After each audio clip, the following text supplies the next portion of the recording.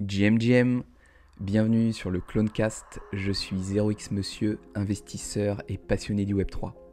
Cette émission est dédiée aux acteurs de ce space afin de découvrir leur parcours et d'apprendre de leur expérience. Les sujets évoqués dans cette émission ne sont en aucun cas un conseil en investissement, faites toujours vos propres recherches dans cet environnement volatile. On se retrouve de l'autre côté pour un nouvel épisode. Et bienvenue dans ce nouvel épisode du Clonecast. Et aujourd'hui, j'accueille le premier Pudgy Penguins sur la chaîne, qui est Fifi. Comment tu vas? Très bien, et toi, merci de me recevoir. Et fier de représenter les Pudgy sur ta chaîne. Eh bah, merci à toi d'avoir accepté l'invitation. Il était temps, comme je te le disais juste avant off, de recevoir un membre de la collection après plus de 50 épisodes, vu les actualités récentes. Et du coup, ça va être l'occasion d'en parler pendant cet épisode. Tu vas pouvoir nous dire un peu tout ce qui s'est passé dans les mois précédents, tout ce qui se passe un peu en ce moment et ce qui est prévu pour la suite. Mais avant d'attaquer ce gros morceau, est-ce que tu pourrais un peu te présenter et nous dire comment tu as débarqué dans le Web3? Bah écoute, j'ai entendu parler du Bitcoin pour la première fois en 2016 et j'ai vraiment commencé à m'y intéresser en 2017. Et on va dire que pendant toute cette période, je n'étais pas dans le Web3 qui de toute façon se définissait pas comme ça parce que j'étais vraiment très orienté Bitcoin. Jusqu'en fin 2019, début 2020, juste avant le confinement et tout ça, où j'étais un peu, comment dire, surpris et positivement surpris par ce qui se passait sur Ethereum, un peu le prix DeFi Summer, tu vois. Euh, Utiliser Uniswap V1 pour la première fois était un peu vraiment un choc justement de ce que pouvait devenir le Web3, que c'était pas juste du bullshit. Et donc, avec le confinement, j'ai eu pas mal de temps libre. J'étais en plein lancement de ma boîte que j'ai dû, on va dire, décaler de 6 mois, puis d'un an. Donc, j'avais du temps libre, on va dire, Ok. ce que j'ai pu dédier au Web3. Et effectivement, je me suis investi dans des DAO. Je me Et t'es rentré suis dans le Bitcoin à l'origine et après Ethereum de par de l'investissement ou c'était l'aspect technologique en tant que le Bitcoin, motivation? vraiment juste de l'investissement Ok. et une croyance, voilà, une croyance dans le coin comment dire. Enfin, je n'y connaissais rien dans la technique. Je faisais du consulting, j'ai fait une école de commerce, etc. J'étais pas codeur ou, tu vois, donc c'était vraiment point de vue investissement. Ok. Et, et avec un grand scepticisme du reste du space pour la plupart à raison, mais finalement pas totalement. Et, euh, et, et oui, quand je suis entré dans les DAO, c'était pas forcément, je me suis pas mis au code depuis. C'est plutôt collaborer sur des problématiques marketing, de communauté et ouais, de stratégie. Donc les NFT, c'est arrivé un peu plus tard, en 2021. J'ai minté la collection VeeFriends, qui était pour moi, avec mon cerveau de l'époque, le premier projet NFT qui valait le coup, qui n'était pas un peu du bullshit. Enfin, il y avait un côté, j'étais assez anti-NFT au départ. Je voyais ça comme un peu une hype sur du vent qui limite nuisait à la blockchain en la rendant impraticable. Je sais pas si tu étais là à l'époque, mais voir les frais de gaz d'Ethereum se multiplier par 100 pendant 1 heure parce qu'il y avait des débiles qui avaient créé des petits crocodiles ou je sais pas quoi. C'était assez frustrant, tu vois. Ça rendait les opérations qui faisaient sens, on allait changer le monde de la finance, etc., plus faisables, tu vois, en tout cas pour la plupart des gens. Et c'était une assez grande frustration. Donc tout ça pour dire que j'ai quand même mis Televi Friends, projet qui existe encore aujourd'hui, C'est la qui collection m'a un de peu... Gary Vee, non? C'est ça? Ouais, Ouais. exactement. Donc c'est Gary Vee qui a voulu lancer sa propre marque un peu avec son IP. Il a créé 280 personnages. Et enfin, on pourra en parler en contraste avec beaucoup d'autres projets. Il y a une démarche quand même centralisée dans ce qu'il fait, c'est-à-dire il veut faire tous les partenariats, il possède l'IP et il y a un peu, enfin, c'est vraiment des collectibles purs, ces NFT, c'est-à-dire que tu vas recevoir de l'utility de temps en temps. Il y avait cette histoire de VCon où on a pendant 3 ans reçu des tickets pour une conférence. Mais pour tout ce qui est vraiment le développement de VFriends, son, son aura et son succès, etc., on est plus dans une démarche passive. On a, on va dire, les cartes premières collectibles d'origine, mais ben, on peut rien faire avec l'IP. Si on a envie de booster son personnage, en fait, on n'a pas le droit. Et c'est peut-être l'une des critiques que j'ai sur ce projet, mais qui, encore une fois, a été pour moi une sorte de déclic et d'ouverture d'esprit à cet univers parce que euh, bah, justement, c'était très rassurant qu'il y ait une vision, qu'il y ait une entreprise derrière et un entrepreneur à succès. Donc c'était mon premier NFT à l'époque, Ouais, jusqu'au c'était peut-être Pudgy. un peu moins obscur que tous les projets un peu Oui, anonymes c'est qui se ça, lançaient. c'est ça. Là, c'était OK, j'achète pas n'importe quoi. C'était même, ouais, j'ai eu un coup de cœur, on va dire, sur ce projet, et c'est pour ça que je les ai mintés. Et ça, c'était en mai 2021 jusqu'au Pudgy en début août 2021, qui, bah, là encore, m'a encore, on va dire, ouvert l'esprit, parce que je voyais, bah, on va dire, les gens avec qui j'interagissais sur Discord commencer à devenir des Pudgy, en tout cas avoir une PFP d'un petit pingouin, et ça m'a juste trop plu. Et Ok, bah tiens, il y a un tel qui a rejoint le truc. Bah, je vais regarder combien ça coûte. Ah, ça va, c'est pas encore trop cher. Boum. Et Fifi est né. En tout cas, Fifi le pingouin est né. Quelques semaines plus tard, je crée un compte Twitter pour mon pingouin. Et puis ça va faire plus de 1000 jours maintenant. Je sais pas si tu as vu passer, mais on t'as eu un célèbre badge. tous les holders. Voilà, tous les holders Yes. qui sont là depuis plus de 1000 jours. Donc, belle aventure, voilà. Et ce sera d'ailleurs tous les 1000 jours, je crois, il y aura un nouveau badge, c'est ça? En fait, Ou c'est le c'était que pour les jour premiers 1000? où... Non, c'est le jour où t'atteins tes 1000 jours, tu auras ce badge. Ouais, Donc, ça veut ok. dire celui qui en est qu'à 300, bah, on se revoit dans 2 ans. Ouais, ok. Et du coup, tu avais raté, par exemple, bah, la grosse collection aussi du moment quand tu rentres dans PUBG, donc août 2021, donc les Bored Apes sont déjà sortis. Ça, c'est quelque chose que tu vois passer ou que tu rates ou qui t'inspire pas du Même pas tout vraiment. En fait, c'est quelque chose que je rate ou que je vois vite fait passer. Et j'étais vraiment dans cette optique de tous ces projets NFT, c'est n'importe quoi. Et c'est vrai que ça rentrait pas on va dire, dans cette communauté DeFi, DAO, crypto un peu OG où j'étais, Ok, même si c'est un bien grand mot. Donc, ouais, ça me touchait pas et c'est peut-être pour ça que j'ai jamais eu, encore jusqu'à aujourd'hui, d'intérêt pour l'univers Bored Ape. Ouais, c'est passé ok. complètement à côté de mon parcours. Dans mon entourage virtuel, bah, il y en avait pas, il y en a pas plus que ça aujourd'hui. Donc, ouais, ça s'est fait comme ça, quoi. Ouais, donc ce qui t'a aussi influencé, c'est que les personnes que tu côtoyais, eux, sont rentrés dans la collection et t'as un peu suivi le truc et peut-être que l'IP aussi t'a plu plus qu'un singe ou autre. Également, ouais, c'est ça, c'est Ouais, le coup de cœur pour le pingouin mignon, juste trop drôle. Tiens, allez, puisque c'est à la mode d'avoir une photo de profil comme ça, bah, ça va être celle-là. Et puis voilà, de voir des gens voilà, avec qui j'interagissais ou que je respectais, etc., des builders, devenir des pingouins, je me suis dit, bah, c'est trop cool. En fait, ça top. m'a fait un peu comprendre cet aspect communautaire des NFT Ouais. que je n'avais pas forcément saisi parce que ça me paraissait tellement pipeau et absurde que je n'avais pas compris, quoi. Ok, top.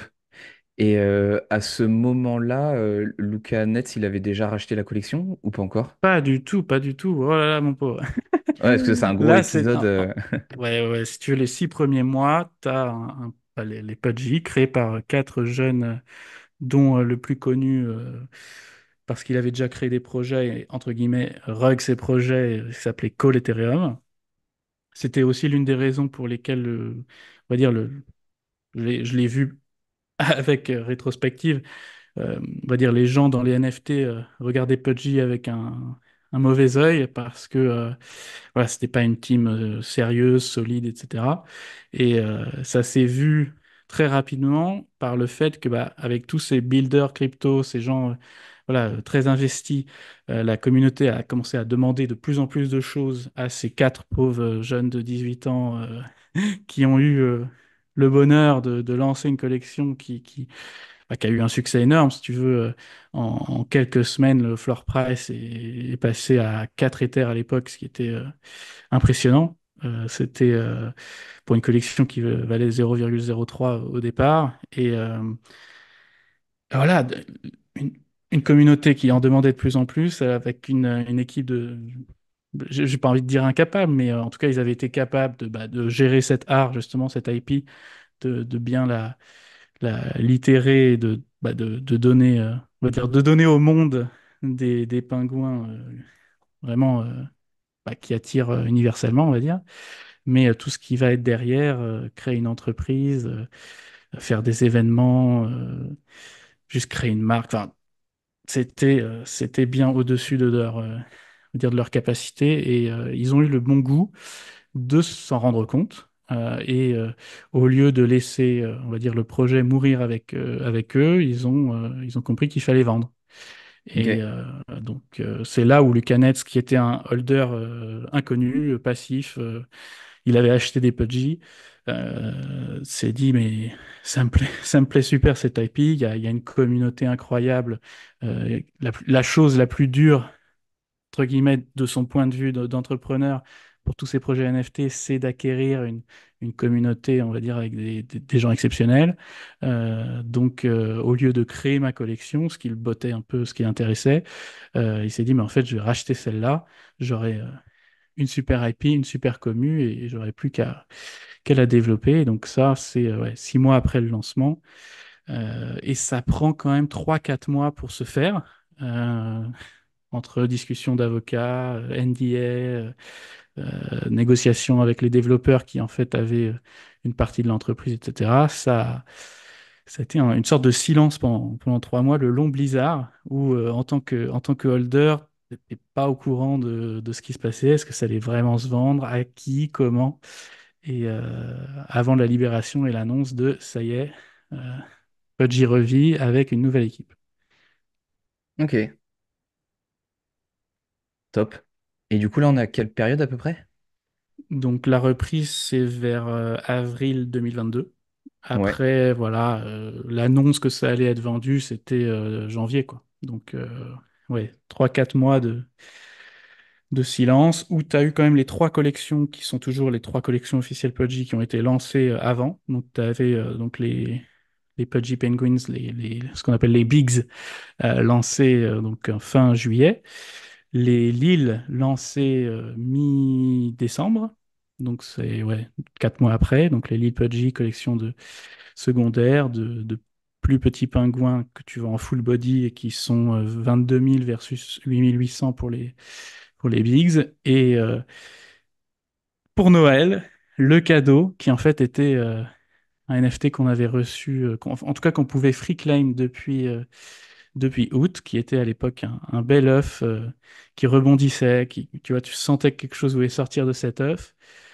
Ça s'est révélé être notre cadeau de Noël et c'est devenu une canne à pêche qui a été peut-être la goutte d'eau qui fait déborder le vase, en tout cas pour la commu.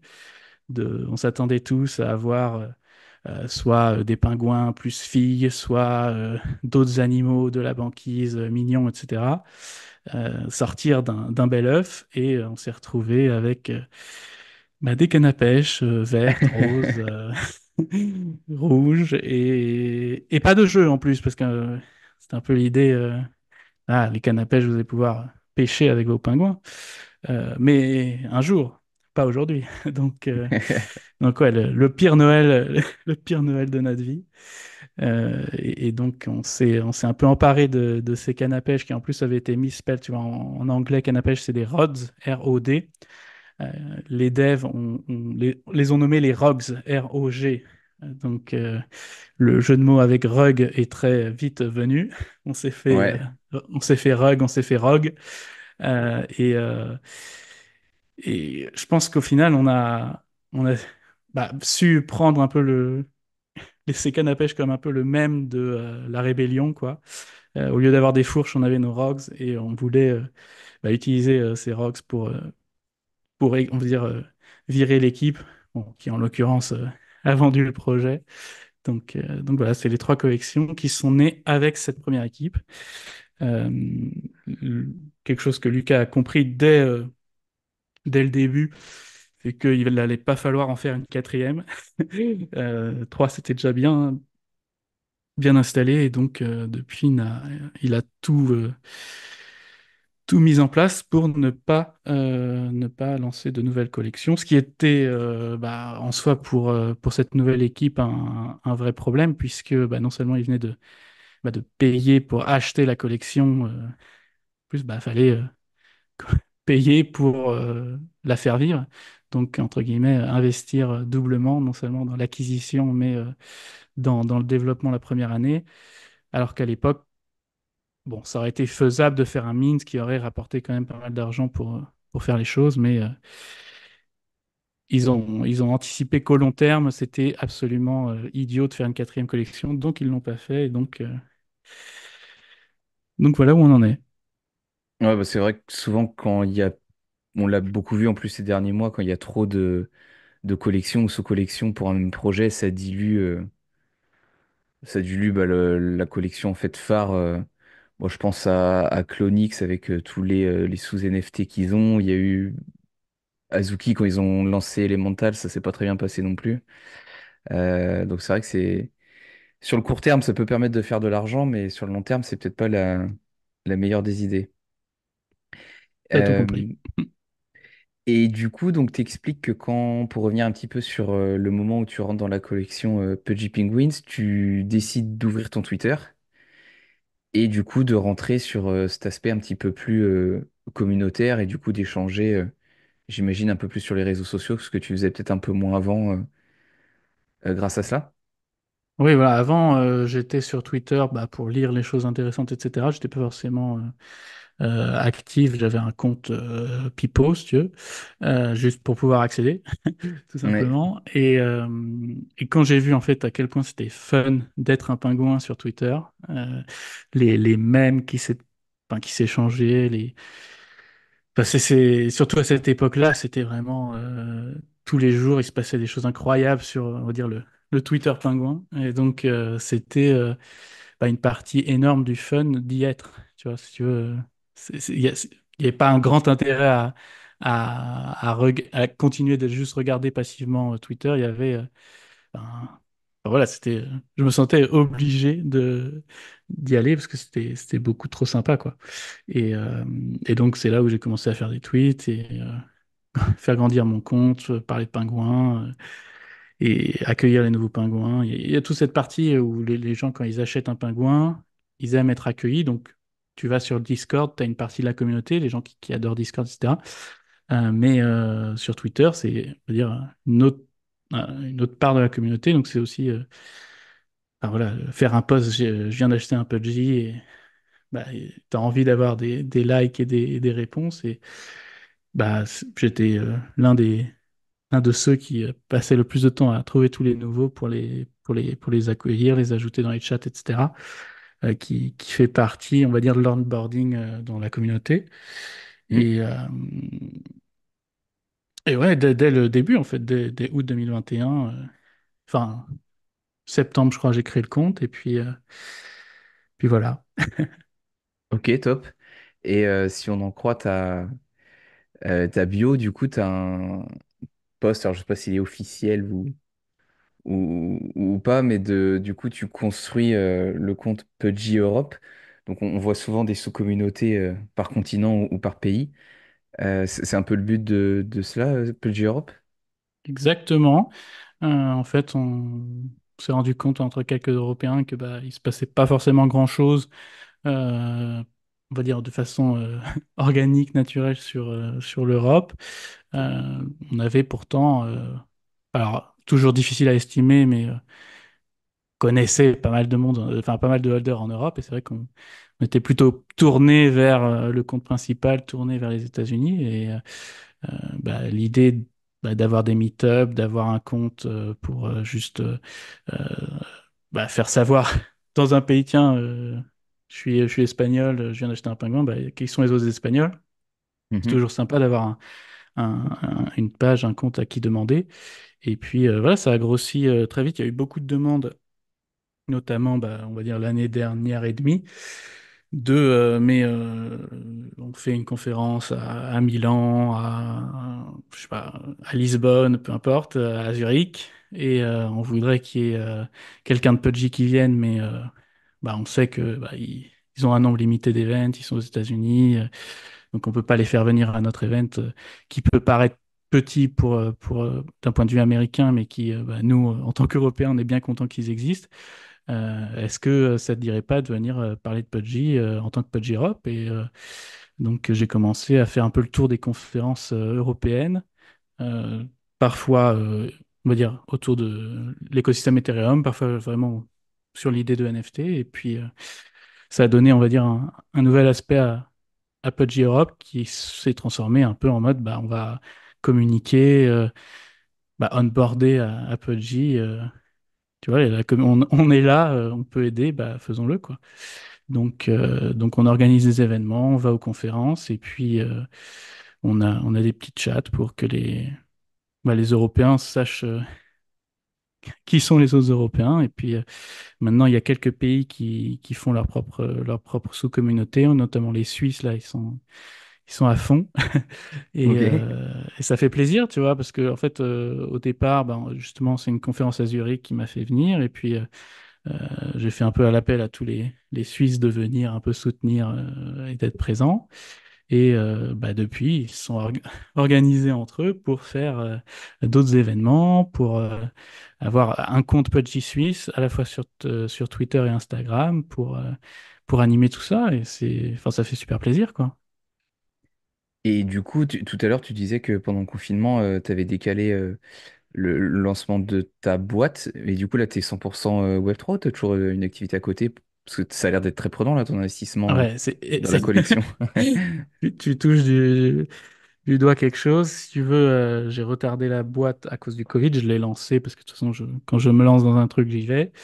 Fin 2021, j'ai pu lancer correctement la boîte dans le café, qui, on va dire, la première année, j'arrivais à être à fond dans ma boîte, à fond dans le Web3.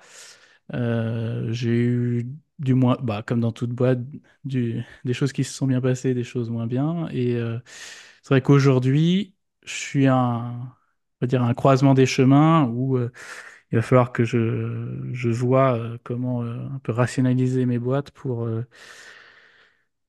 pouvoir continuer à passer autant de temps dans le Web3 qui me passionne énormément. Alors, le domaine dans lequel j'ai ma boîte, le café me passionne tout autant, donc c'est assez compliqué. Donc, on va dire affaire à suivre. Au jour d'aujourd'hui, les deux me prennent chacun la moitié de mon temps, on va dire. Ok, ça marche. Ça marche. Et il y a quelque chose qui a beaucoup fait parler de Pudgy, notamment, je trouve que c'est l'année dernière, le lancement officiel, c'était notamment les peluches. Mm, Et mm. si j'avais bien suivi ton passage chez nos amis du Small Talk, toi, tu as eu un de tes NFT qui avait été sélectionné, si je dis pas de bêtises. Alors, ils ont lancé effectivement ce qu'ils appellent ça des saisons. Les toys, c'était un peu, on va dire, un quick win pour eux parce que non seulement Lucanet, mais certains de l'équipe, en fait, avaient leur boîte juste avant. Ça a été comment ça s'appelle? Gel Blaster, qui est une sorte de Nerf, c'est-à-dire ce sont des petits pistolets où tu balances des bulles d'eau, si tu veux, c'est un peu le paintball clean, tu vois, qui ne fait pas mal et qui ne salit pas tes habits, Mm. qui a eu un succès énorme aux États-Unis. C'est devenu hyper viral. En 2 ans, c'est devenu une marque distribuée partout, les Walmart, les Target, etc. Et donc, relancer des jouets, pour eux, c'était, on vient de le faire, on sait comment ça marche, on a les contacts partout. Donc, on va commencer par ça, entre guillemets. Donc, ça a été vraiment le premier. Et grâce au succès de la première saison, ils ont effectivement euh, lancé, en tout cas, fait un appel à candidature à Pingouin, parce que ce qu'il faut comprendre, c'est que les possesseurs des NFT ayant les droits sur les pingouins, même eux, s'ils veulent commercialiser des peluches, ils doivent bah, signer un contrat avec le possesseur le holder du dit NFT. Et donc, ils ont lancé cette plateforme qui s'appelle Overpass un peu pour ça, parce qu'ils ont commencé en y allant un peu bourrin, en ayant bah, des contrats, on va dire, classiques de licensing, d'avocats avec chacun des holders. Ils se sont rendus compte que ça coûtait super cher, que ça prenait énormément de temps. Un peu en mode comme quand tu fais du licensing, bah, on va dire dans le monde ancien. Et donc ils ont vu que pour eux-mêmes et pour le space, on pouvait bah, faire ça avec un wallet qui peut avoir une valeur juridique, avec bah, des contrats qui se pré-remplissent via une plateforme. Et donc pour, on va dire, la nouvelle saison de Toys, ils ont lancé bah, un appel à candidature. Il suffisait de proposer lesquels pingouins tu voulais euh, bah, qu'ils choisissent, entre guillemets. Et effectivement, le premier pingouin officiellement choisi par cette plateforme, boum, ça a été l'un des miens. Truc C'est Bibi. incroyable, je me réveille. Je me réveille le matin, j'ai 50 notifs, j'ai des DM, j'ai tout ce que tu veux. Oh là là, bravo. Ah ouais, ouais, bravo. Pourquoi? Merci. Et, et Qu'est-ce là, qui se passe? qu'est-ce qui se passe, les gars? Genre, c'est ça aussi qui est insupportable dans le Web3, tout se passe la nuit, tu vois. Et là, je vois Overpass Bot, tu vois, ils ont créé un compte Twitter pour annoncer les sélections. Et là, je vois un de mes pingouins qui est en fait la version pink de ma PFP, c'est-à-dire que pas ma PFP a la peau noire et celle-là a la peau rose. C'est un peu la. Moi, je l'appelle Fifi, tu vois. En tant que Français, tu vas comprendre. Ouais. C'est un peu la version fille de Fifi. Et ouais, incroyable. Donc, Ah oui, j'attends c'est le le même, jouet. mais il y a que la peau qui change. Ouais. Ouais, il y a la peau qui change et il y a les yeux aussi qui sont cute. C'est aussi, je pense, Ouais. pour ça qu'ils l'ont choisi. Ok. Enfin, elle est trop mignonne, quoi. Genre, les gens vont, pour une peluche, ça va être un vrai succès, je pense. Donc, ils l'ont préféré bah, aux autres pingouins que j'avais candidaté et à plein de pingouins de tous les holders qui avaient candidaté. Donc, truc de fou. Et donc, comme j'attends le jouet, j'espère que c'est pour Noël, la nouvelle saison de Toys. Et j'ai pas encore les previews, j'attends juste avec impatience. Et c'est vrai que ouais, c'est vraiment c'est cet esprit Web3, tu vois, quand tu expliques aux gens, ah, on est une communauté, on a tous nos personnages qu'on peut push, qui peuvent être utilisés par les autres, etc. Bah, c'est toujours plus sympa et convaincant d'en parler quand toi-même tu fais partie du truc plutôt que de dire, ah oui, bah, il y a 10 gars qui ont Bah, été clairement, ouais. licenciés. C'est incroyable, ouais. Mais du coup, le tien, il a été sélectionné pour la nouvelle saison. Sur Exactement. la saison Donc, 2. Enfin, je sais pas où vous en êtes, mais. bah, en fait, on va dire, ça va être la saison 2 des peluches. Ok. Il y a déjà eu une saison 2 des igloos, parce qu'en fait, les toys, ça ne sont pas que des peluches, il y a des figurines et il y a on va dire, des mini-figurines qui sont dans des igloos. C'est-à-dire, quand tu achètes l'igloo, tu ne sais pas ce qu'il y a dedans, donc il y a un côté collectionnable. Il y en a 10 différents, donc tu as des différentes chances de tous les avoir. Et ouais, ils ont fait des nouveaux igloos saison 2 qui sont d'ailleurs assez sympas. Donc je sais pas s'ils vont appeler ça la saison 2 des peluches ou juste saison 3 tout court, on verra. Ok. Affaire à suivre. Ouais, affaire Et à suivre. Et là, je suis allé aux États-Unis récemment. C'est vrai qu'ils sont dans tous les Walmart avec ces jouets. C'est vraiment trop cool, quoi. Genre, tu vois, c'est comme si nous, en tant que Français, tu vas à Carrefour, Auchan. Ah bah tiens, ils sont là, ils sont là. Donc voilà. C'est, ouais, ça matérialise ouais, peut-être ça aussi tout le matérialise de travail. fou. Genre, Hmm. je me souviens le jour où ils ont annoncé Walmart, notamment les Européens, on était en mode OK, bon, super. C'était sur Amazon, c'est chez Walmart. Tu vois, ça nous parlait pas forcément. C'était pas comme certains disaient, c'est la plus grosse annonce historique du Web3, etc. On pouvait avoir une sorte de distance avec ça, mais effectivement, quand tu vas aux États-Unis et que tu vas dans ces magasins, voilà, au quotidien, etc., tu te dis, mais en fait, ouais, c'est énorme. Tu comprends? Et d'ailleurs, il n'y a pas un...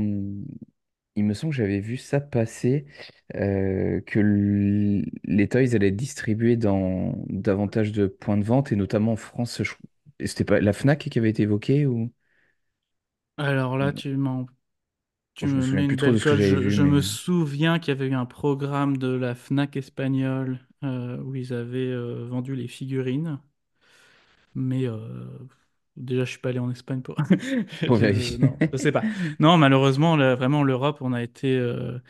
Je sais qu'il y en avait certaines sur Amazon. Il y a un distributeur qui, j'espère, n'avait pas l'exclu. Ou en tout cas, enfin, je sais pas trop ce qui se passait, mais ça a été dispo sur Amazon, mais on a sold out le truc, c'est-à-dire que bah, juste avec les holders, je sais pas combien ils en avaient, tu vois, des figurines, mais ça devait être Pas comme la beaucoup. Fnac, ça devait être un test. En tout cas, on a sold out le truc, mais il n'y a jamais eu de recommande ou bah, de faire rentrer les peluches, etc. Les seuls en France qui ont réussi à faire ça, c'est la NFT Factory. Ouais.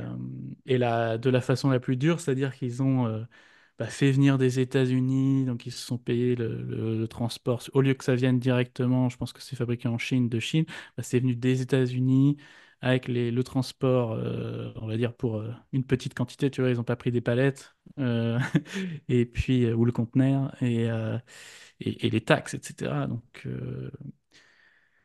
Donc bravo à eux d'avoir fait ça parce que finalement, super sympa d'avoir sur Paris, tu peux aller voir les jouets et les acheter. Mais voilà, c'est pas on va dire une vraie distribution comme on le voudrait chez King Jouet ou je sais pas quelle autre chaîne ou encore mieux dans les Carrefour et les Auchan. Mm. On n'en est pas là. Il y a eu Smith's qui est une chaîne anglaise mais qui a aussi des magasins en France mais ils les ont vendus qu'en Angleterre. C'est pas venu jusqu'à la France. Donc ça, c'était quand même sympa. Si t'allais en Angleterre, tu pouvais les retrouver. Mais, euh, mais ouais, à part ça, on les a pas. On les a pas. Ok. Et ce ne sont que les gros, les bigs, du coup, Pudgy qui sont sélectionnés, ou les Lille peuvent aussi l'être? Non, non, les livres peuvent aussi être dans les jouets, notamment tout ce qui va être là, dans les igloos dont je parlais plus tôt, les mini-figurines à collectionner. Ce sont que des Lille. Et tu as certaines peluches qui sont avec un clip, c'est-à-dire tu vois, elles sont un peu plus petites et tu peux les accrocher à des sacs à dos. C'est assez sympa. Moi, j'en accroche tu sais, en bandoulière ou sur ma ceinture. C'est des petits, tu vois, ça s'appelle ça les clip-on. C'est vachement sympa. Ça aussi, c'est des Lille. Donc, non, non, il y a voilà, les grosses figurines, les grosses peluches, c'est des bigs. Les Ouais. petites peluches et les petites figurines, c'est des Lille. Tu vois, ça garde la proportion. Ok, trop chouette. Canon. Bah, d'ailleurs, j'en ai acquis un il y a pas longtemps, un petit Lille. Ah bah, faudra me le montrer. Ouais, je te l'enverrai c'est juste après. Nice. Mais je l'ai eu en offre, donc je regarderai peut-être pour swap avec un Ok. qui me plaît plus en creusant un peu plus la collection. Mais ouais, je suis rentré dans l'écosystème qui fait beaucoup de bruit, parce qu'il y a eu beaucoup d'annonces aussi cette année, notamment avec Abstract, on va dire récemment, du coup, le Layer Mhm. 2. Et du coup, le but derrière de ce Layer 2, c'est mettre un peu la communauté au centre du développement de la blockchain, hein, si j'ai bien compris les ambitions du projet. Mettre le Non, consumer. c'est de mettre le consommateur Ouais, au cœur du délire, quoi. C'est un peu ouais, on va dire le constat qui a été un peu le constat qu'ils avaient fait dans les NFT, c'est ben en fait, on s'inquiétait pas du consommateur général, c'est-à-dire du gars qui va au Walmart, qui va acheter des jouets, bah, enfin, je caricature, mais tu vois, il y avait un peu ce côté euh, dans le monde des NFT, on s'intéressait qu'aux mecs du Web3 pour qu'ils soient contents, il va falloir les hyper, leur faire pump les floors, sans s'intéresser, on va dire, du consommateur, enfin, du marché des gens, enfin, des gens de tous les jours, quoi. Alors que bah, pour qu'il y ait de l'adoption, il faut bien faire un pas vers la personne le normie, ou je sais pas comment on l'appellerait en français, la personne normale. ouais. Et bah, le même constat sur les layers 2, là. as des Layer 2 qui sortent toutes les semaines.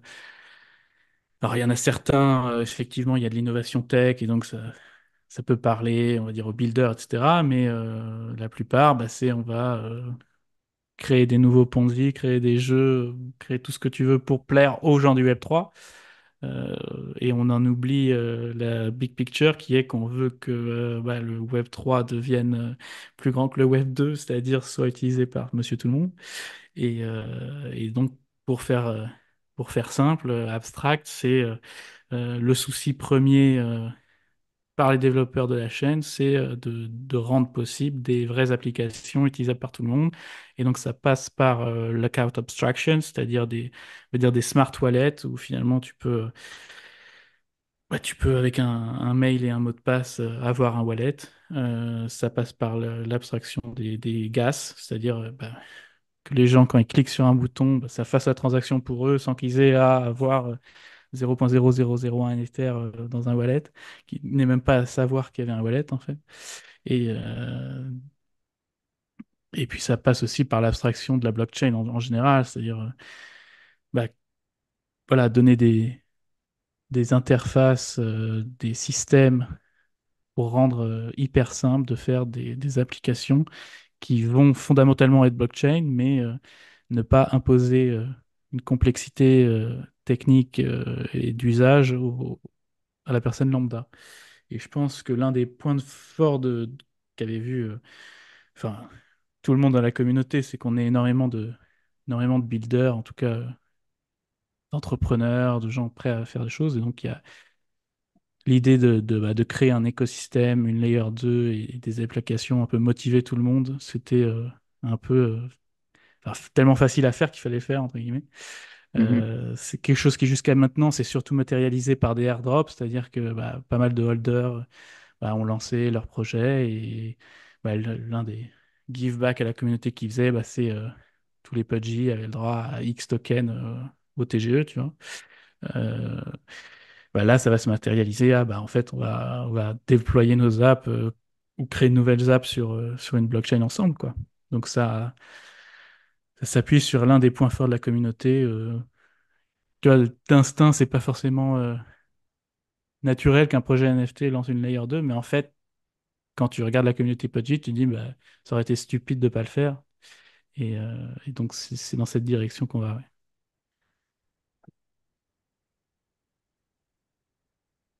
Ok, top. Et d'ailleurs, il y a je crois que la communauté française est assez active sur Ouais. Abstract, si je dis pas de bêtises. Ah, c'est ça qui m'a fait super plaisir parce que bah, quand tu regardes la communauté française des Pudgy, bah, on s'identifie, on se fait des dîners sur Paris de temps en temps. Déjà, rien que le fait que ce soit sur Paris, ça élimine les deux tiers qui sont pas, qui sont pas à Paris. Donc, il y a, on va dire, c'est tout petit quoi, au final, même si on est peut-être une cinquantaine de Français, bah, ça n'a jamais explosé. Et là, je vois en à peine un mois et quelques, énormément de Français de se mettre sur Abstract. C'est super intéressant, quoi. Ça fait plaisir. En tant que Français, tiens, enfin, ils viennent, ils s'intéressent à Ça ce fait qu'on chaud peut au faire, cœur, ouais. tu vois. Ouais, c'est ça. Et au-delà de... t'as évoqué, je crois, un jeu tout à l'heure quand on a parlé t'as parlé des cannes à pêche. Je crois que c'est Ouais, un des projets aussi de Pudgy, c'est de lancer un jeu, alors peut-être pas effectivement. mobile, je vais peut-être dire une bêtise, d'ici 2025. Alors, t'as raison. Il y a un jeu mobile qui va sortir en 2025 qui va être fait en fait par un gros studio de jeux mobiles dont j'ai oublié le nom malheureusement parce que il se passe tellement de choses que j'ai oublié le nom. Mais ça va être quelque chose de bah, on va voir justement si c'est sur Abstract ou en tout cas comment ça marche. Et ça c'est vraiment grand public. On a très peu d'infos, hein, c'est vraiment un projet un peu en secret. Mais il y a, on va dire, alors, au final, quel sera le plus gros jeu, je ne sais pas, mais il y a un jeu plus général qui s'appelle Pudgy World, qui est en cours de développement depuis plus d'un an, qui a été pensé en fait comme une extension, en tout cas un complément au jouet physique, avec l'idée en fait que bah, quand tu achètes ton jouet, ce qui est déjà le cas aujourd'hui, tu es à débloquer quelque chose sur un jeu. Et aujourd'hui, ça se matérialise par un QR code que tu scannes et qui te donne des traits dans PUBG World Beta. Et ce PUBG World Beta, ça te permet de te personnaliser une PFP, en gros, ton personnage. Donc, tu achètes une peluche, tu débloques un chapeau de magicien, une casquette. Tu rachètes une deuxième peluche, tu débloques un manteau et la peau super rare qui est peau dorée, tu vois, par exemple.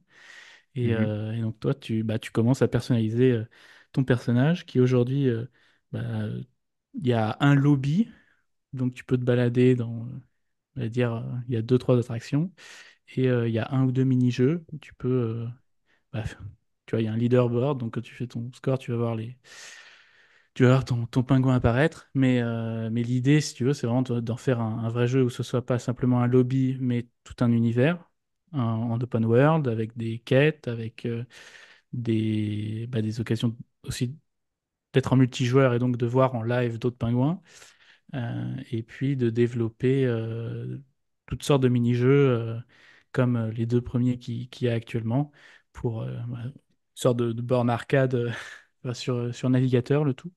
Donc c'est peut-être la chose qu'on attend le plus parce que finalement, ça peut. Là, aujourd'hui, il y a une sorte de. Bah, les gens achètent les jouets, s'ils vont sur le site et que ça s'arrête à si peu de ce qu'il y a aujourd'hui, c'est vraiment un gâchis. Alors que s'ils ont un super jeu à découvrir, ça va les faire rentrer dans l'univers, quoi. Les centaines de milliers de gens qui achètent les jouets. Je sais plus c'est quoi le pourcentage, peut-être 15 ou 20% des gens qui vont claim le truc. Et leur expérience est finie allez, en 10 minutes s'ils sont patients, tu vois. Mm. Alors que quand il y aura ce jeu, en fait, on peut carrément les faire rentrer dans un univers. Et l'inspiration vraiment de ce jeu, c'est Club Penguin, qui est un jeu qui a été vraiment très gros dans les années 2000-2010, qui était très social, très sympa. Donc, tu vois, avec l'idée que tu vas pouvoir ajouter en ami les gens, leur chatter, faire des mini-jeux avec eux, etc. Et, euh, et par rapport on va dire, au profil des gens qui achètent les jouets, enfin, ça peut attirer les enfants, quoi. Être très child-friendly et sympa avec déjà là la blockchain in the back, parce qu'en fait, à chaque fois que tu claims, je te dis un chapeau, une peau, etc., en fait, c'est des NFT. Euh, Ok. et, euh, et le pingouin que tu personnalises, ta PFP, en fait, c'est un SBT, donc c'est un NFT non transférable. Donc en fait, il y a déjà l'idée un peu de ce que va être Abstract, en tout cas les applications sur Abstract, dans cette bêta de Pudgy World, qui sortira sûrement en vraie version en même temps qu'Abstract. Je pense que c'est peut-être aussi parce qu'il y avait besoin d'une blockchain pratique pour faire ce jeu. Tu vois, c'est un peu comme ils ont voulu licencier pour faire des jouets, ils ont vu que c'était le bordel, ils ont fait Overpass. Bah, Mais car Overpass, ils ont, c'est pas que pour les pingouins. C'est pour. Non, non, non, bien C'est sûr. plus large que ça, Enfin, ouais. ouais, c'est plus large que ça. Au final, c'est un Mm. système qui permet d'un côté à des projets, mais aussi à des marques tierces, de dire j'ai besoin de 10 pingouins, je veux faire tel produit, je fais une gamme de coussins, j'ai envie d'avoir des pingouins, j'en cherche 10. Là, récemment, ça a été un holder qui va créer le TCG, c'est-à-dire un jeu de cartes à jouer et collectionner. PUBG, il a dit j'ai besoin de 200 pingouins pour faire mes cartes on va dire de la saison 1 de mon jeu. Je cherche 200 bigs, boum, il a utilisé la plateforme. Et de l'autre côté, en tant que holder, tu dis voilà, j'ai bien des NFT éligibles. Sur mes trois pingouins, je veux. Bon, en général, tu mets les trois, hein, tu vois. Tu pourrais dire ces deux-là, je les sens bien pour ce produit-là.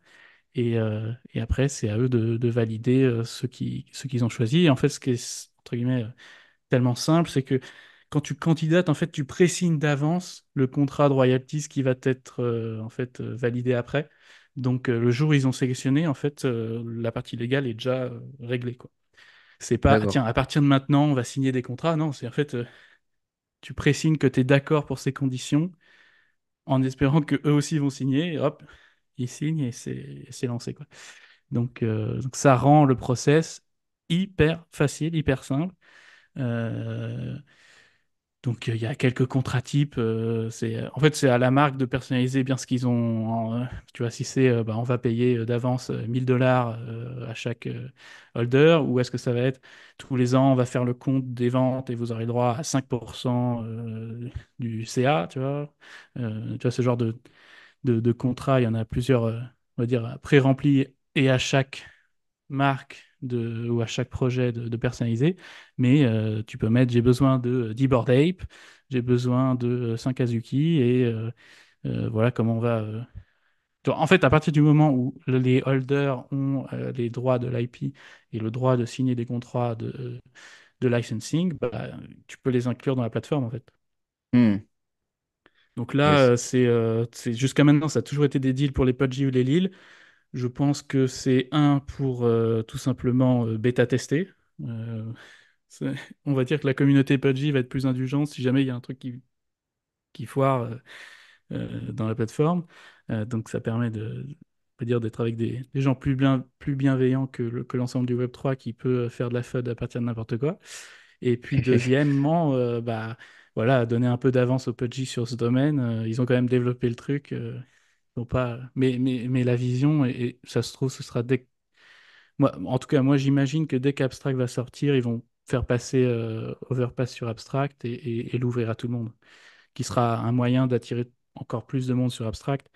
Euh, et donc oui, ça va être ouvert à tout le monde, c'est fait pour être ouvert à tout le monde. Jusqu'à maintenant, c'est assez pudgy quand même.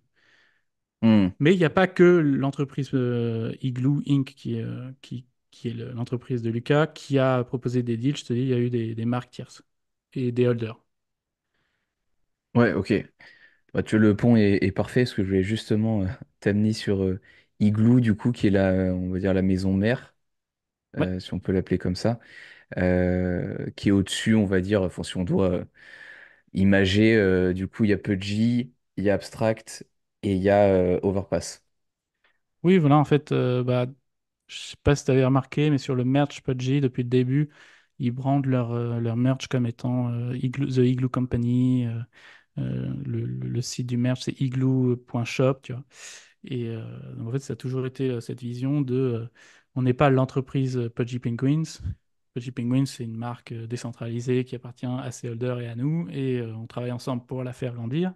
Mais nous, on est Igloo Inc. qui accompagne un peu tout ça. Et donc, ils ont bah, en fait, dès le début, eu cette distinction entre Igloo Inc. Et les Pudgy. Et puis, bah, ils ont lancé Overpass, qui devient un peu une corde à cet arc, mais qui est distincte de Pudgy, hein. Comme je t'ai dit, c'est une plateforme qui peut s'ouvrir. Et puis, bah, récemment, Abstract, ils ont racheté Frame, qui était bah, une entreprise de développement d'une layer 2 bah, qui s'appelait Frame. Et en gros, ils ont débauché l'équipe, quoi. Et, donc, ça fait la troisième corde à l'arc de Igloo Inc. Et Yes, d'ailleurs, ok. sur le site de Igloo Company, il est incroyable. Il est super sympa à explorer, je t'en dis pas plus. Ouais, j'étais justement dessus pour les infos sous les yeux, mais c'est vrai que c'est assez fou, ouais. Ouais, ils se sont fait plaisir. Je sais pas pourquoi, mais tu vois, ça fait 1 an qu'ils travaillent sur un nouveau site pour Pudgy, donc on attend un beau site Pudgy, mais Ah, ils ils ont mettent la barre sorti ce, haute, ouais. ils ont sorti ce site de nulle part et tout le monde était What? C'est énorme! Donc, magnifique site, très interactif et juste magnifique, quoi. Et même sur Clairement. téléphone, il est sympa, tu vois. Clairement. Allez voir pour ceux qui nous écoutent en même temps qui restent sur le podcast, bien évidemment. Et pour rebondir, parce que c'est quelque chose qui m'intéresse d'évoluer peut-être à terme dans le Web3. Donc tu disais que tu étais un peu entre deux aujourd'hui. Est-ce que je garde mon activité, on va dire entre guillemets, Web 2 dans le café ou plutôt Web 3? Si demain tu t'impliques dans le Web 3, car tu as fait pas mal de choses en défi, tu t'es pas mal investi dans des DAO et aujourd'hui avec Pudgy Penguins, l'idée ce serait de travailler pour un projet, toi développer ta propre boîte Web 3. Euh, comment tu vois un peu les choses? Ou de Alors, vivre des investissements et des licences. ouais, alors concrètement, il y a une époque notamment où Bankless DAO et City DAO étaient hyper actives. où je passais énormément de temps, notamment le soir, parfois la nuit, à travailler. Enfin, tu vois, c'était vraiment du travail, tu vois. Enfin, quand tu es en charge d'un projet dans une DAO, ça rigole pas, quoi. Et donc, avec le temps, les DAO ont eu, notamment avec la baisse des tokens, etc., de moins en moins de moyens pour faire travailler les gens. Donc, c'est pour ça aussi que j'ai eu du temps libre pour faire PUBG Europe. C'est que, on va dire, là où j'étais très impliqué dans les DAO, bah, avec l'évolution du space, j'ai eu à moins être impliqué. Mais voilà, tout s'est fait organiquement, etc. Et euh, en parallèle, je travaillais à lancer une boîte, on va dire, pas forcément Web3, mais utilisant le Web3, tu vois. Donc, j'ai qui n'a pas abouti en fait, des raisons on va dire, de légales, dans le sens où la France ne permettait pas de faire ce qu'on avait envie de faire. On va dire, on va devoir attendre que quelques lois passent. Bon, pas envie on va pas rentrer dans un sujet délicat qui est le Web3 en France et le peu de marge de manœuvre qu'ont les entrepreneurs. Mais donc il y a ça qui s'est présenté. Et puis oui, c'est vrai que bah, enfin, récemment, j'ai pu investir ou être advisor à différents projets, qui est quelque chose qui me choque pas, qui me plaît, mais j'ai quand même, si je dois déjà, c'est compliqué de dire je suis à 100% de Web3, c'est un peu. Ça veut à la fois tout et rien dire, mais oui, ça me botte quand même de créer quelque chose, d'être fondateur ou cofondateur de quelque chose. Donc, et là, pour le coup, à l'heure actuelle, il n'y a pas de projet en tête, donc, mais ça fait partie des choses qui, je sais, vont m'intéresser. Et, euh, et après, continuer les on va dire, voilà, d'évoluer dans ce. En fait, c'est difficile à matérialiser comme ça, mais il se passe tellement de choses. Et de fil en aiguille, tu te retrouves à participer à différentes initiatives. Et bah, rien que, voilà, PUBG Europe est un bon exemple de choses qui peuvent arriver comme ça et qui peuvent être hyper passionnantes et Et qui préviennent pas, ouais. ouais, qui préviennent pas du tout. Ok, top, intéressant, super. Euh, Est-ce que en parallèle de ton Ah si, investissement, et bon, fun fact, ouais, j'ai eu, j'avais un mois où j'avais, tu vois, c'est un peu, dans 3 mois, j'ai ça. Enfin, tu vois, j'ai eu un mois à peu près de libre. Et je m'étais dit, l'un des gros problèmes en France, c'est, on va dire, le manque de créateurs de contenu, on va dire, alors j'aime pas le mot, mais de vulgarisation. mhm, Bah, un peu l'idée d'abstract, voilà, d'aller vers le consommateur, monsieur lambda. Et donc, je m'étais fait un mois, mais ça doit déjà faire un an ou deux, où j'avais lancé une petite chaîne YouTube avec peut-être une vidéo par semaine bien travaillée sur un sujet pour voilà, expliquer en 10 à 20 minutes tel et tel concept, vraiment orienté, vulgarisation, genre la personne qui s'intéresse à la blockchain, qui débarque, etc. Donc j'avais fait cette mini-aventure d'un mois et j'ai toujours dans la tête de me dire le jour où j'ai le temps où on va dire où les choses s'alignent pour pouvoir me relancer là-dedans, de faire du contenu vidéo. Depuis, je fais plutôt des vidéos sur mon compte Twitter en mode bah, justement quand il y a une actu PUBG où je reçois tu sais, un holder qui a créé un produit, etc. Je le reçois, bah, je fais une petite vidéo, unboxing, etc. Donc, je continue de faire des vidéos vraiment très fun, etc. Mais ça me permet aussi de garder la main sur bah, le montage, le tournage, etc. Et donc, ça fait partie des choses que je pourrais relancer. Voilà.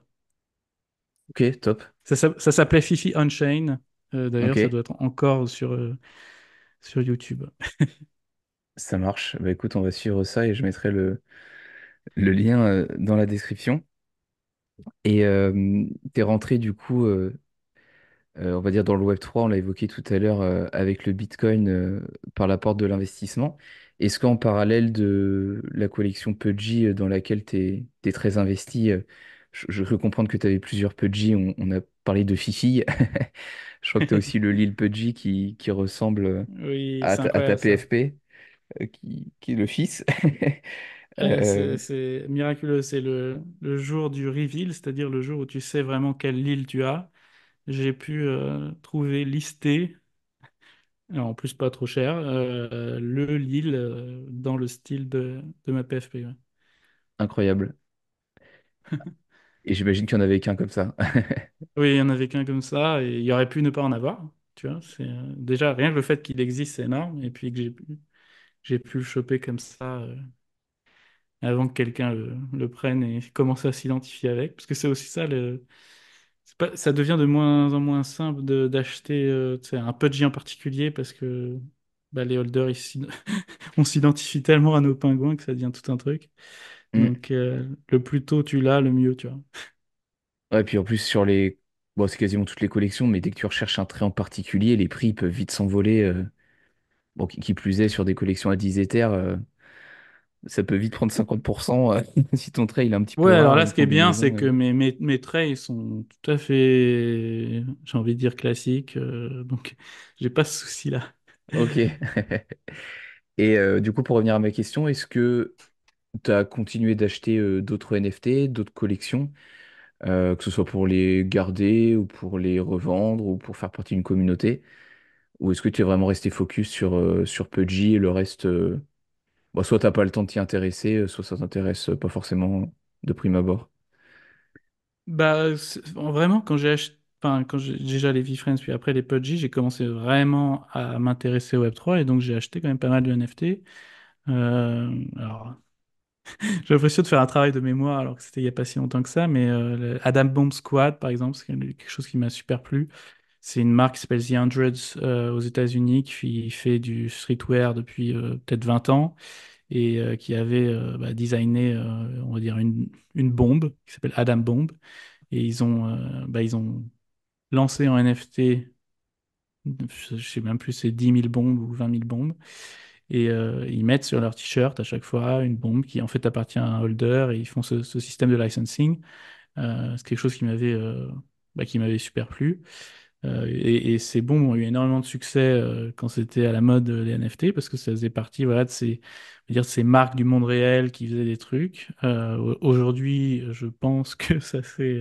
En fait, je regarde même plus les prix, Dans mais le pourtant, déni. eux, tu vois, la marque continue d'exister, elle existait depuis 20 ans, elle fait des trucs géniaux et c'est juste que voilà, les NFT ont pris un peu du souffert. Il y a d'autres projets qui, au fil du temps, m'ont intéressé. Il y avait ça s'appelait SVS, c'était genre les Vampire Syndicate, un truc comme ça. Sneaky Vampire Syndicate, qui était bah, la plus vraiment marque native Web3 de on va créer des trucs et ils ont fait des partenariats sympas avec des films, avec des. Enfin bon, ils ont même fait un partenariat avec une marque de champagne en France. Je trouvais ça stylé, tu vois. Et malheureusement, là, je suis sûr que c'est fini, tu vois. Mm. Euh, mais on va dire, allez, on va revenir au présent.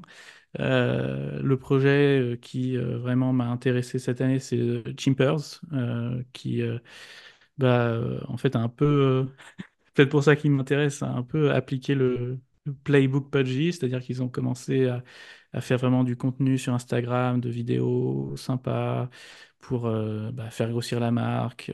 Ils travaillent sur des jouets, là, une peluche notamment. Ils font des cartes, enfin, voilà, ils font vraiment vivre cette IP et ils ont une communauté d'ailleurs pas mal établie en Europe et surtout au UK parce que c'est là où l'équipe est basée.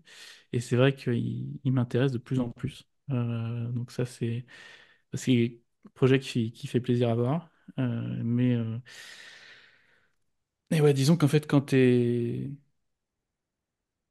avec tout ce qui se passe rien que dans l'écosystème Pudgy Penguins, t'as pas forcément le temps ou la D'aller voir ailleurs, conviction ouais. d'aller voir ailleurs. Ouais, ça, Mm. Mais d'ailleurs, moi, je trouve ça incroyable qu'il n'y ait pas plus de collections qui aient copié les gifs. c'est tout bête, hein, mais même moi aujourd'hui, quand je veux en mettre des gifs du Web3, bah, je mets que des gifs PUBG, même quand j'en avais Hmm. pas un, parce que là, le Lille, j'ai que depuis quelques jours. Et je trouve ça incroyable qu'il n'y ait pas eu des copies de ça. Ouais, bah J'imagine que c'est t'as pas le truc le plus compliqué du monde à faire, mais Les Sappy Seals, les Chimpers, justement, qui se mettent à suivre ce playbook, quoi, Hmm. qui est tellement puissant. Enfin, je veux dire, toi, tu utilises ces GIFs-là, PUBG, mais en fait, tout le monde les utilise. C'est un truc incroyable, quoi. Le Ouais. nombre de gens qui voient ces GIFs apparaître sur tous les réseaux, dans tous leurs groupes, alors ils ont jamais parlé de PUBG. Et c'est vrai qu'ils sont parfois hyper bien référencés, parce qu'en fait, tous les jours, ils publient de nouveaux GIFs par rapport à l'actualité. Enfin, tu vois, l'un des trucs qui m'avait marqué, c'était genre Happy New Year 2024. Bah, tu tapais New Year dans le moteur de recherche Giphy sur WhatsApp, c'était dans les deux premiers, tu vois. Ah, donc Donc, c'est un donc no-brainer là. forcément, après, ça fait 500 millions de vues. Waouh, ok. Facile. Celui-là, 300 millions. Ah, c'est pas beaucoup, 300 millions de vues. En fait, C'est décevant, c'est en dessous de ce qu'on fait d'habitude. Ouais, c'est ça, c'est incroyable, quoi. Donc ouais, ces GIFs-là, c'est pas simplement le Web3 qu'ils utilisent, c'est vraiment tout le monde et c'est super sympa. Et avoir son pingouin dans un GIF, c'est trop cool. Et d'ailleurs, il y a tout un process pour donner des idées de GIF en disant, ah, bah, tiens, utilisez mon pingouin pour faire ça. Et bah, bien souvent, en fait, enfin, même aujourd'hui, maintenant qu'ils ont plus forcément 50 000 idées en tête, ils vont prendre les idées de la communauté et donc utiliser les pingouins des gens qui les ont soumises. Donc, ceux qui sont créatifs mais qui savent pas faire des GIFs, eux-mêmes, bah, ils peuvent les faire faire par l'équipe qui a besoin d'idées. Donc, ça Ah, c'est tombe bien. charmé ça. Ouais. Ah, c'est trop cool, je savais pas. Et est-ce que tu avais quelque chose à rajouter qu'on n'a pas abordé, peut-être sur la collection Pudgy avant de passer aux questions de conclusion? Non, bah écoute, enfin, je veux dire, on pourrait en parler 3 heures des différents aspects. Je pense que il y a 50 façons d'aborder le truc pour aller plus loin, mais je pense que ben, acquérir un Lil Pudgy, déjà, ça te met vraiment dans le bain, ça te force aussi à vraiment t'intéresser on va dire, à tous les détails. Ça te permet aussi de commencer à voir le feed Twitter bah, où tu vas avoir toutes les infos, quoi. Et c'est un peu la première étape. Et puis, voilà, aller parler aux holders qui sont toujours contents de répondre aux questions et d'accompagner. Enfin, c'est un style de vie, j'ai envie de dire. Ça devient de plus en plus. Non, mais c'est vrai, voilà, ça. Faut pas. Tu vois, c'est pas. Enfin, je conseille pas la démarche d'étudier, tu vois, genre de passer un mois de l'extérieur à chercher tous les. En fait, faut commencer à le vivre et ça passe par un Lil Pudgy pour commencer, tu vois. Ok, top. Et du coup, on arrive aux questions de fin. Donc, je commence à te parler trop souvent dans cet épisode. On va enfin les attaquer. Mhm. Euh, du coup, ces trois questions que je pose à tous mes invités pour avoir un petit fil conducteur pour conclure ce chouette épisode. Et la première de ces trois questions, c'est si tu avais un budget illimité, quel NFT tu t'offrirais? Alors, jusqu'il y a quelques mois, je t'aurais dit un CryptoPunk. Ouais, Euh, alors, je sais pas si c'est tel ou tel événement, mais pardon, j'ai pas envie non plus d'accabler Yuga qui a fait, on va dire, deux, trois grosses bourdes, mais enfin, si tu veux, ça a baissé on va dire, dans mes rêves, tu vois. Il y a un truc qui s'est brisé. ouais, Et donc, en fait, aujourd'hui, je vais te dire, prendre un Pudgy, quoi. Ouais, voilà. C'est très drôle parce que, voilà, pendant des années, j'avais toujours ce prestige et ce rêve de CryptoPunk. Et là, il est en train de disparaître. et dans la collection Pudgy, il y en a un qui est ton un peu Pudgy de rêve, qui serait peut-être inaccessible parce que trop Alors, cher ou... j'ai toujours fonctionné au coup de cœur, tu vois. C'est-à-dire que, alors, j'ai quelques Pudgy qui sont un peu plus rares que ma PFP, qui ont des traits, tu vois, genre le magicien ou le chapeau de magicien qui est très apprécié parce que beaucoup de builders l'ont pris. Donc c'est un peu, il y a une sous-communauté, tu vois, il y a les sous-communautés géographiques, Pudgy Europe, Pudgy Asie, etc. Mais il y a aussi les sous-communautés de traits. Et donc j'ai un wizard. Donc tu vois, si j'en avais pas, j'aurais pu te dire ça. Mais je fonctionne quand même au coup de cœur pour le pingouin. Genre, je me dis, tu vois, de façon drôle, je dis le pingouin choisit le holder, un peu comme la baguette choisit le wizard dans Harry Potter, tu vois. Ouais, Et donc oui, forcément, il y a des traits pingouins, le kimono ice, qui, par exemple, qui me plaisent. Et bah, c'est vrai que peut-être que s'il y a cette notion de budget illimité, j'irai vers un kimono ice. ok, top. Tu vois, c'est au-dessus du gold, tu as le ice, tu vois, c'est un peu comme dans Azuki, comment ça s'appelle? Bon, t'as un trait très original au-dessus du gold, plus rare. Spirit, je pense, ça s'appelle.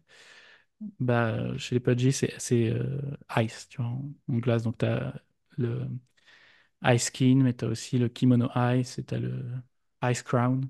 Euh, donc, j'irais vers quelque chose en Ice. Ok, ça marche. Top. Et la deuxième question, du coup, de ces questions de fin, c'est quel francophone aimerais-tu que je reçoive sur le podcast ou qui te semble pertinent? Ah, très bonne question. Bah, écoute, attends, alors là, j'ai oublié son nom et j'ai honte. Et si tu me laisses 2 secondes, je vais le retrouver. Justin Drake, je crois qu'il est français. C'est l'un des core développeurs de Ethereum. Ok, Et je l'entends toujours parler en anglais, etc. Et je pense qu'en français, il aurait des choses super à raconter, et à transmettre qu'il peut pas forcément faire en anglais, peut-être. Donc voilà. ok, top. Bah écoute, c'est ajouté à la liste. Merci, on me l'avait pas encore suggéré, donc c'est top. Et dernière, du coup, question pour conclure. Quel conseil aurais-tu à partager à nos auditeurs, que ce soit spécifique au Web3 ou pas d'ailleurs, ce qui te vient en tête et qui te semble important? Ouais, moi, mon conseil, alors je sais pas le profil de ton auditeur, tu vois, donc on va dire d'une façon générale, c'est de pratiquer, tu vois, je trouve qu'il y a encore beaucoup de gens qui évoluent dans le Web3, etc., qui utilisent pas assez leur wallet, testent pas assez de dApp, testent pas assez de choses. Donc, ça se trouve, ça tape complètement à côté de ton audience qui est au contraire déjà à fond on va dire sur la partie on-chain. Mais voilà, on va dire mon conseil à l'audience la plus large, à la masse adoption que tu auras bientôt dans ton audience, commencer à vraiment utiliser ça, enfin, regarder des vidéos, lire des articles, ça va, mais enfin, on comprend jamais aussi bien que en mettant les mains dans le cambouis. Donc allez-y, quoi. Clairement, très bon conseil. Eh bien écoute, Fifi, merci beaucoup pour cet échange. Ça m'a fait très plaisir de te recevoir et de parler de Pudgy, que je n'avais pas encore eu l'occasion de faire jusqu'à maintenant. Et en plus, étant un petit holder aujourd'hui, c'est un petit sentiment particulier, comme quand toi, t'es allé dans le Walmart et que t'as vu les peluches. Donc merci beaucoup pour ça. Bah, merci à toi, et puis ouais, envoie-moi ton lead, j'ai envie de le voir. Allez, je te fais ça de suite. Merci à tous les Parfait. auditeurs. Et puis on mettra les liens pour aller suivre Fifi dans la description. Merci. À bientôt, ciao.